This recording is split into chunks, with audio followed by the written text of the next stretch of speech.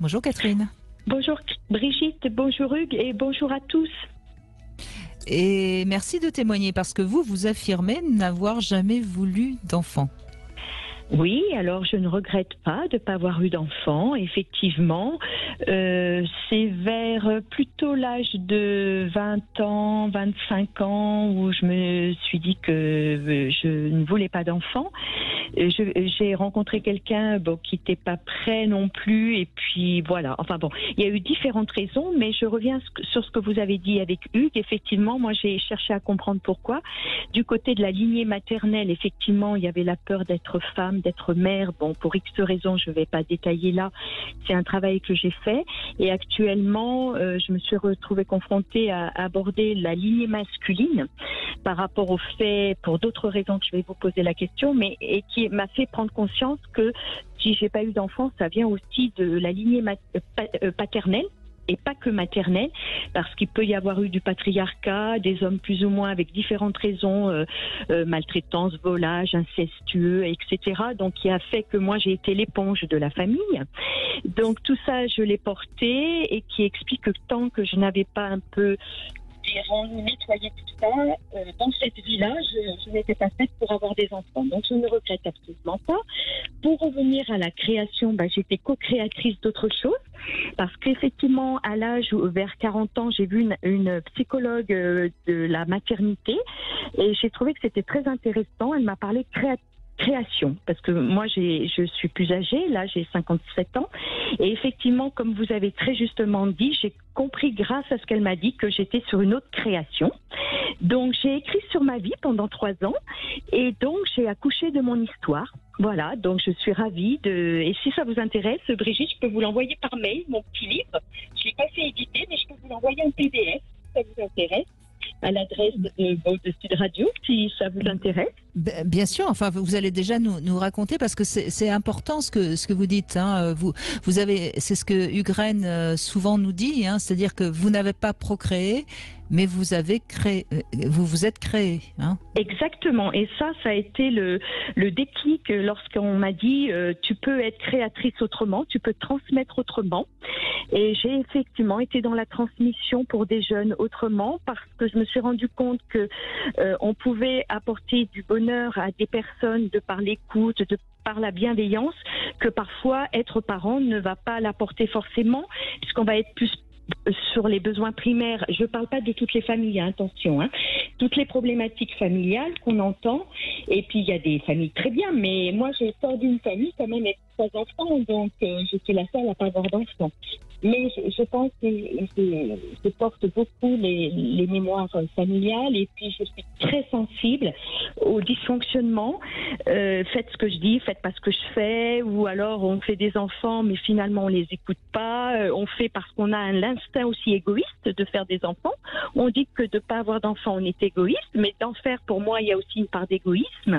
Voilà, et bon, mais pour en revenir, alors ma question, il y a tellement de choses à dire sur ce sujet passionnant. Donc j'ai accouché de mon histoire par l'écriture et la chance que j'ai, c'est que j'ai pu faire énormément de choses parce que je n'avais pas déroulé de vie de famille à gérer. Donc j'ai pu le réaliser dans des activités très différentes. Alors c'est quoi votre question, Catherine? Alors ma question, c'est que j'ai l'impression qu'actuellement j'attire des hommes qui sont dans le questionnement, bon inconsciemment je les attire, qui sont dans la question de savoir s'ils veulent des enfants. Et comme moi j'en ai pas eu, que je suis une femme qui suis épanouie de par ma vie, j'ai l'impression que ça attire des hommes qui se posent la question d'avoir des enfants. Alors je ne sais pas si c'est...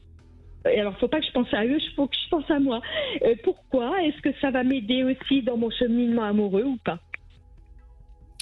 Alors c'est difficile, hein, parce que encore une fois, on sait pas, c'est eux qui devraient témoigner, mais ce qui est probable, c'est que la discussion arrive assez facilement quand vous êtes avec un homme sur cette question, puisque vous êtes à même de l'écouter et de lui répondre quelque chose qui va l'interpeller. Et donc forcément la discussion s'engage plus profondément, qui est une discussion qui qui s'engage assez compliqué, de manière assez compliquée avec avec les femmes en général, parce que les femmes comprennent pas très bien qu'un homme ne désire pas d'enfant. Et là, les hommes qui ne désirent pas d'enfants se retrouvent avec une femme qui est capable de les entendre. Donc c'est assez logique qu'ils aient envie de communiquer plus. Enfin, voilà mon interprétation. Maintenant, ce n'est qu'une interprétation. Hugues, qu'est-ce que vous diriez ? Ah non, moi je suis complètement d'accord avec ça. J'aurais répondu la même chose. Je pense que justement, ils peuvent recevoir une écoute et avoir le point de vue de quelqu'un qui est plus neutre qu'une femme qui est tellement attirée pour avoir des enfants. Donc je pense qu'ils viennent l'interroger pour voir comment elle pense, comment elle réagit, comment elle voit ça, pour alimenter leur propre réflexion. Donc voilà, voilà, même chose que vous, Brigitte. Ça vous va comme réponse, Catherine ? Je suis ravie dans votre réponse parce qu'effectivement, je conçois ça, mais je parle plus dans ma vie amoureuse. Attirer des personnes qui sont sur ce questionnement. Mais c'est peut-être vous qui êtes attiré par ces hommes. Eh ben voilà, c'est ma question. Je ne sais pas pourquoi attirer, vous voulez dire. C'est peut-être vous qui êtes attiré par ces hommes qui n'ont pas d'enfants. Eh ben oui, et pourquoi ? Le pourquoi n'a pas grande importance. Mais parce qu'on est souvent attiré par ce qui nous ressemble, Catherine. Ah oui, d'accord. Très juste. Ça c'est une règle générale. On est quand même un peu. Et quand on est attiré par quelqu'un qui est vraiment pas comme nous, c'est parce que c'est cette chose-là qu'on a à travailler. Donc a priori, vous avez travaillé votre non-désir d'enfant et pour être en paix avec l'homme avec qui vous allez vivre, vous allez vers ces hommes-là. Ah oui, d'accord. Parce que ça aurait pu être justement, à un moment, je me posais la question d'un homme qui ait des enfants et que je joue un peu mon rôle, un peu maternant. Alors, ce qui est possible aussi, c'est que si vous alliez vers un homme qui a des enfants, surtout des enfants en bas âge, ça serait peut-être compliqué pour vous à gérer. Ah oui, non, ça n'irait pas. Il faut qu'il soit autonome. On est d'accord, vous voyez. Donc finalement, vous êtes intuitivement, vous allez vers ce qui vous convient. Oui. Ça, c'est plutôt une bonne nouvelle, ça. Oui, tout à fait. Qu'ils soient sans enfants ou alors des grands enfants autonomes. C'est ça. Comme ça, ça ne remue pas des choses que vous n'avez pas envie de remuer. Oui, puis je ne sais même pas remuer parce que j'en ai pas envie. Puisque je suis en paix avec mon histoire de non-maternité biologique. Peut-être pas totalement, parce que sinon vous pourriez arriver à vivre avec quelqu'un qui a des jeunes enfants. Ah, mais je vous embête, hein, Catherine. Ah, je vous embête. Je vais réfléchir à ça. Très bien, je vais y réfléchir. Ah oui, vous pouvez. Oui. Et je vous appellerai la prochaine fois pour ce sujet. Il me reste celui-ci à travailler. Mais vous savez, Catherine, tant qu'on est en vie, on a des choses à travailler. C'est ça qui est chouette. N'est-ce pas, Hugues?